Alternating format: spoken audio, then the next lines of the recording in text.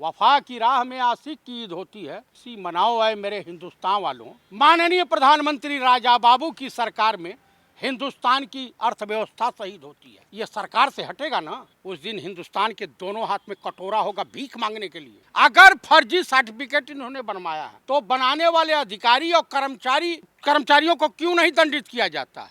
आजम खान साहब को भाई चूंकि न्यायालय से सजा हुई है कि कोर्ट में बैठ करके हमारे न्यायाधीश दिशा निर्देश तो देते हैं लेकिन जनता को न्याय नहीं देते। ईडी, सीबीआई, इंटेलिजेंस एजेंसियां इन्हीं की है ना। जिस प्रकार से ईडी की रेड विपक्षी नेताओं पे पड़ रही है, 2019 के लोकसभा चुनाव में 50,000 करोड़ खर्चा हुआ था इनको पीएम बनवाने के लिए, और 2024 में 1 लाख करोड़ से ऊपर का जाएगा हिसाब किताब। देखिए, पंडित राहुल गांधी को जिस तरह से गुजरात की session court, lower court, high court ने सजा सुनाई और सुप्रीम कोर्ट ने इनको राहत दिया, तो कहीं न कहीं न्यायपालिका पे भी प्रश्न चिन्ह लगता है। अगर फर्जी सर्टिफिकेट इन्होंने बनवाया है तो बनाने वाले अधिकारी और कर्मचारियों को क्यों नहीं दंडित किया जाता है? आपको बता दूं, इस देश के माननीय प्रधानमंत्री भयभीत हैं, डर चुके हैं और विपक्ष के इंडिया गठबंधन के तमाम नेताओं से सुबह शाम मनुहारी कर रहे हैं, मना रहे हैं कि आप किसी तरीके से पंडित राहुल गांधी का साथ छोड़ दीजिए। हमेशा सत्य की जीत होती है। इस देश में भिक्षाटन करके, भिक्षा मांग करके जिस प्रकार से महामना मदन मोहन मालवीय जी ने काशी हिंदू विश्वविद्यालय का निर्माण कराया था, सर सैयद साहब ने अलीगढ़ मुस्लिम विश्वविद्यालय का निर्माण करवाया था, देश के प्रथम प्रधानमंत्री जिन्हें आधुनिक भारत का निर्माता कहा जाता, जिनसे चर्चिल भी अपने खेमे में लेना चाहता था, रसिया अपने खेमे में लेना चाहता था, अमेरिका अपने खेमे में लेना चाहता था, ये तमाम लोग तो कुल मिला करके आजम खान साहब को भाई चूंकि न्यायालय से सजा हुई है, वो न्यायमूर्ति हैं। अभी एक सुप्रीम कोर्ट के पूर्व चीफ जस्टिस की टिप्पणी आई हुई है, जानते हैं उन्होंने क्या कहा कि कोर्ट में बैठ करके हमारे न्यायाधीश दिशा निर्देश तो देते हैं लेकिन जनता को न्याय नहीं देते। लेकिन इसमें मोदी योगी कहां से आ गए, सरकार कहां से आ गई? फर्जीवाड़ा किया, बेटे का फर्जी प्रमाण पत्र बना। आप मुझे बता दीजिए कि देवरिया जिले में 5 लोगों की नृशंस हत्या हो गई, 6 लोगों की हुई, एक यादव जी को हुई और 5 एक ब्राह्मण परिवार के बच्चों को भी हत्या हो गई, बीबी की हत्या हो गई और एक जवान व्यक्ति की भी हत्या हो गई। क्यों नहीं देवरिया जिले के डीएम, एसपी, सीओ, थाना अध्यक्ष को मुजरिम बनाया गया, तहसीलदार, कानगो, लेखपाल को क्यों नहीं मुजरिम बनाया गया? क्यों ये सब टांग करके रखते हैं? क्यों इस तरह से? और जब इनकी सरकार आती है तभी ये बताइए, यहां महिलाओं का, लड़कियों का यौन शोषण करने वाला व्यक्ति खुलेआम घूम रहा है। इन्हीं का जो तेल मालिश कराने वाला पूर्व गृह राज्य मंत्री चिन्मयानंद स्वामी खुलेआम सांड के माफी घूम रहा है। आप बताइए, आज पूरे पीएमओ कार्यालय से लेटर जारी हुआ है, जानते हैं क्या हुआ है कि अधिकारी और कर्मचारी गांव-गांव जाकर के भाजपा का गुणगान करें, जनता से मनुहारी करें, जनता को मनावें कि बीजेपी को वोट दीजिए। आप लोग गांव-गांव जा करके, टोले मोहल्ले में घूम करके। भूमाफिया है आजम खान। अच्छा ये बताइए, इस देश में सबसे बड़ा माफिया तो गृह मंत्री हैं। मेरे कहने का अभिप्राय ये है कि जो भी कुछ हो रहा है सेम पंडित राहुल गांधी के तरफ से माननीय आजम खान को प्रताड़ित किया जा रहा है। आजम खान साहब कह रहे हैं कि उन्हें पुलिस की कस्टडी में जान का खतरा है। इसको भाई अभी पूर्व सांसद, पूर्व विधायक अतीक अहमद की हत्या नहीं हुई है, जेलों में लोगों की हत्याएं नहीं हो रही हैं, तो भाजपा सरकार कुछ भी करवा सकती है, असंभव नहीं है, ये संभव है। जो भी भाजपा के खिलाफ बोल रहा है या तो उसे ईडी उनके घर पे ईडी का छापा डाल दिया जा रहा है या किसी तरह का केस दर्ज कर लिया जा रहा है, इसे आप कैसे देखते हैं? ये गुंडई है, सरेआम डिक्टेटरशिप है। आपको बता दूं, चर्चिल डिक्टेटर था, मुसोलिनी डिक्टेटर था और जर्मनी का हिटलर डिक्टेटर था।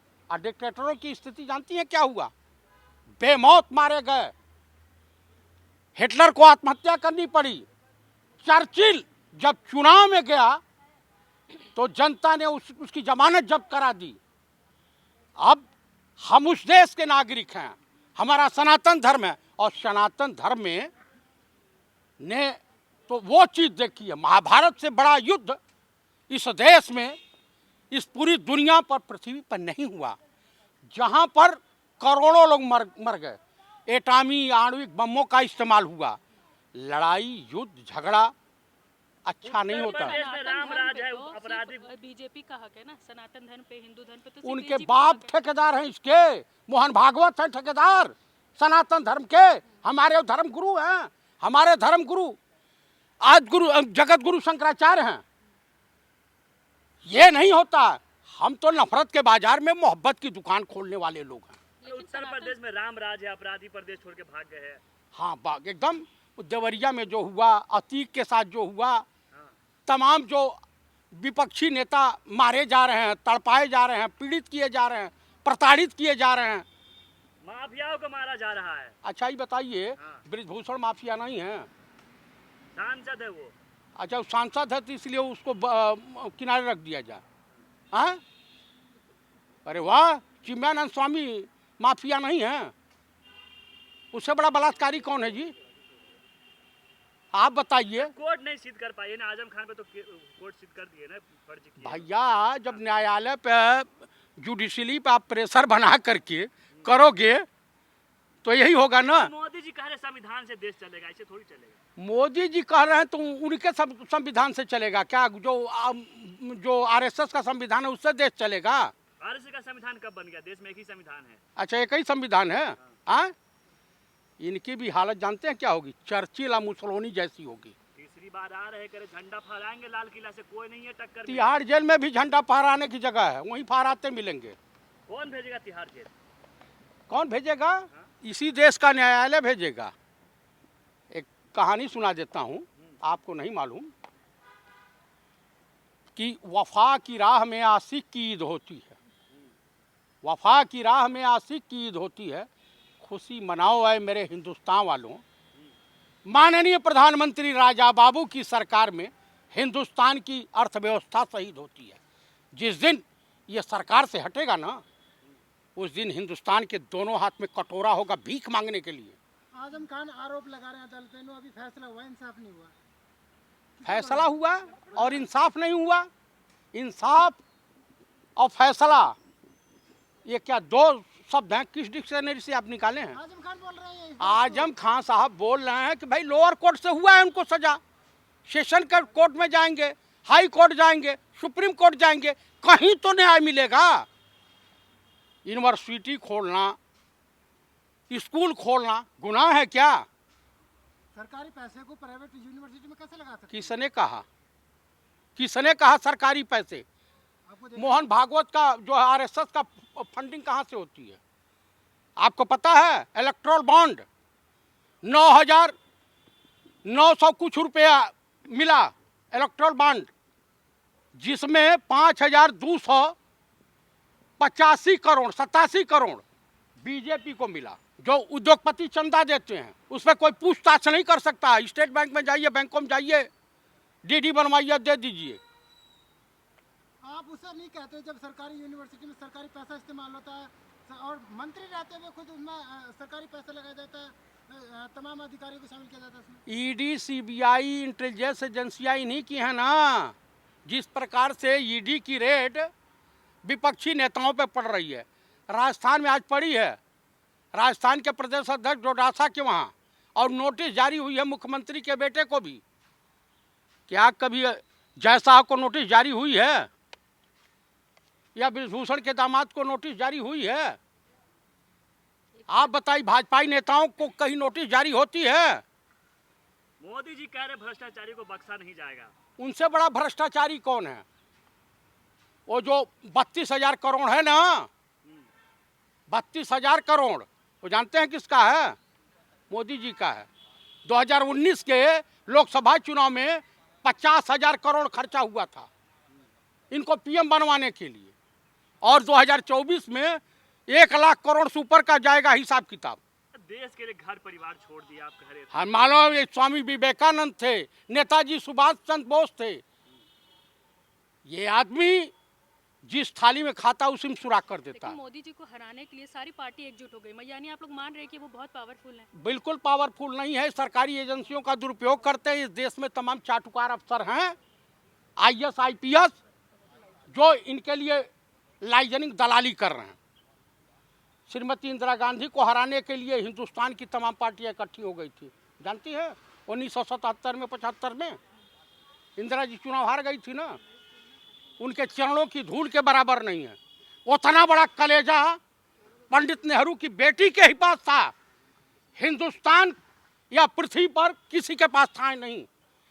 आप देखिए ना कि आज गुरु शंकराचार्य, गौतम बुद्धा, महात्मा गांधी, योगी राजकृष्ण, फाहियान के बाद अगर किसी ने पैदल यात्रा, चंद्रशेखर जी, सुनील दत्त, पैदल यात्रा अगर किसी ने किया है तो कन्याकुमारी से कश्मीर तक पंडित राहुल गांधी। सत्य की जीत हमेशा होती है। सत्य को परेशान किया जा सकता है, हराया नहीं जा सकता। तो आपको मैं बता दूं, दावे के साथ कह रहा हूं कि कांग्रेस इंडिया गठबंधन की सरकार बनने जा रही है, और ये 5 स्टेट चुनाव हार रहे हैं बुरी तरीके से। अभी शिवराज को कहते सुना गया है, मीटिंग में अपने लोगों से मीटिंग ले रहे थे, वीडियो वायरल हो रहा कि भाई जनता हमारे खिलाफ है। राजस्थान में भी वही स्थिति, अभी ED CBI, और कल इनकी सरकार चली जाएगी, वही ED CBI इनका भी डोजियर तैयार की होगी। जब ये पकड़े जाएंगे, ये क्या करेंगे? इनका विधवा आलाप सुन करके तो लोगों को तरस आ जाएगा।